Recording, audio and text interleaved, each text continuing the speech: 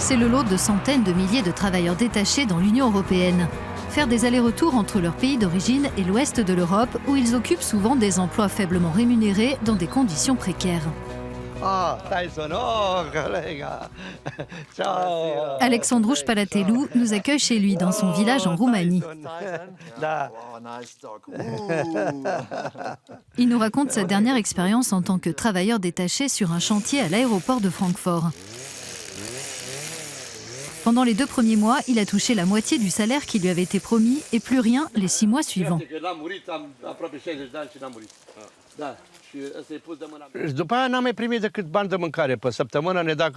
Il nous donnait un peu d'argent de poche pour acheter à manger. Au début, c'était 30, 40 ou 50 euros par jour à partager avec 5 collègues. Et ensuite, ce n'était plus que 10 euros par jour pour nous tous. On travaillait 14, 16 ou 20 heures par jour. Parfois, on commençait à 7 heures le matin et on finissait à 1 heure du matin. On se disait qu'on devait finir ce qu'on avait commencé. Et puis, il y avait l'argent. On pensait que si on travaillait plus et plus longtemps, on serait mieux payé. Ça n'a pas été le cas.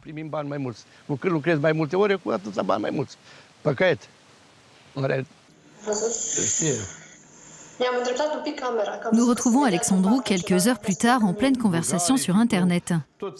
Il a reçu l'aide de la Confédération allemande des syndicats et de son antenne dédiée aux travailleurs étrangers pour mener une action en justice. Alexandru veut faire valoir ses droits auprès des multiples intermédiaires qui l'ont fait travailler à Francfort. Il avait été embauché pour le compte d'une grande entreprise allemande par un sous-traitant lié à un mafieux serbe via une autre société. Bonjour Madame Turk, racontez-nous brièvement ce qui s'est passé exactement là-bas, à Francfort. Eh bien, Monsieur Spalatellu et ses collègues ont été escroqués par leur employeur. Ils n'ont pas été payés. Dans le cas de Monsieur Spalatellu et de 4 de ses collègues, ce sont 55 000 € qui auraient dû être versés. Comment des employeurs peuvent-ils arnaquer des gens comme M. Spalatellu? Comment marche leur combine? Le plus souvent, les employeurs ne paient pas le salaire minimum légal du pays dans lequel ils opèrent ou ne tiennent pas compte des normes sur les niveaux de salaire. Ou alors, ils enlèvent arbitrairement une partie de la paye. Que faudrait-il faire au niveau de l'Union européenne pour empêcher ces agissements? Il devrait y avoir des limites dans le transfert des missions, quelle que soit la branche d'activité. Le nombre de sous-traitants opérant en cascade devrait être limité et contrôlé. On constate que ce business de la sous-traitance se développe partout et qu'il laisse la porte ouverte à l'exploitation des travailleurs étrangers. Le service de Laetitia Turk suit 6 000 plaintes de travailleurs migrants et détachés chaque année. Malgré sa mauvaise expérience, Alexandru, qui a passé plus de 20 ans dans d'autres pays, en Jordanie, Grèce et Allemagne, s'apprête à partir en Italie. Nous lui demandons quel message il voudrait faire passer à la Commission européenne. Interdisez les sociétés fantômes en Allemagne comme ailleurs. Elles font venir des gens de l'étranger et les exploitent comme des esclaves, qu'ils soient bulgares, roumains ou autres. Et les autorités des pays où ces sociétés exercent doivent contrôler ce qu'elles font et leur demander « Avez-vous touché l'argent que l'entrepreneur principal vous devait? Avez-vous payé vos salariés? Si oui, vous pouvez continuer votre business, sinon vous devez l'arrêter. » En Italie, Alexandru devrait occuper une place de chauffeur pour transporter des matériaux de construction entre Rome et Milan.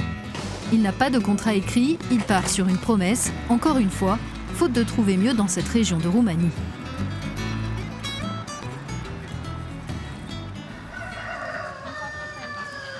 Autre parcours, celui de ce jeune Roumain de 22 ans, de retour dans son pays auprès de sa compagne et de son bébé. Il a tenté sa chance en Allemagne dans une grande entreprise de livraison de colis par le biais, là encore, d'un sous-traitant. Sa journée de travail démarrait à 4h30 du matin et se finissait à 9h du soir. Et d'autres choses laissaient à désirer. D'après les plaques d'immatriculation des camionnettes, elles étaient roumaines. Je ne savais pas si elles étaient assurées ou non.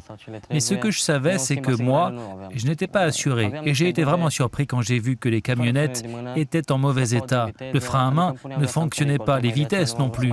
Et en plus, Je n'avais pas d'assurance santé.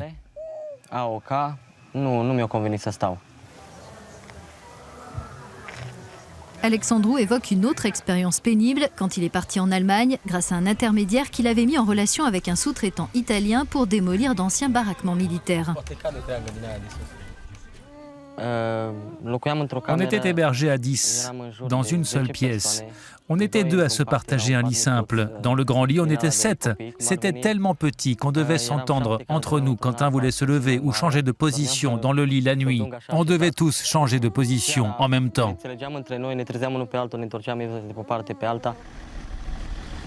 Témoin de ces mauvaises expériences, Eric Mocanu, un ancien détective privé roumain, vient régulièrement en aide à ses compatriotes en difficulté à l'étranger, surtout en Allemagne. Ce jour-là, il vient rencontrer le jeune Alexandru et Ciprian. Tous deux se sont heurtés à une même réalité, des managers qui frappent les membres de leur équipe, des travailleurs qui ne sont pas rémunérés ou qui doivent payer des frais sur leur tenue de travail, des commissions à des intermédiaires.